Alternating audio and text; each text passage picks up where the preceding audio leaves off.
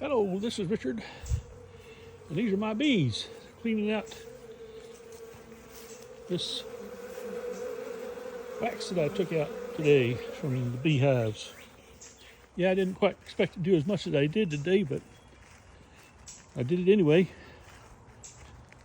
I'm moving a few bees around.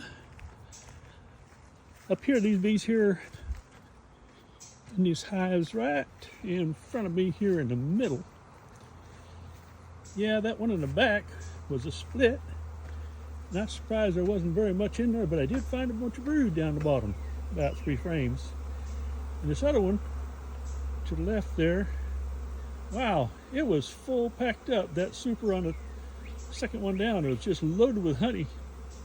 So I threw on another super and checkerboarded it with drawn comb, so if we can get a little bit less left from the last of the season here.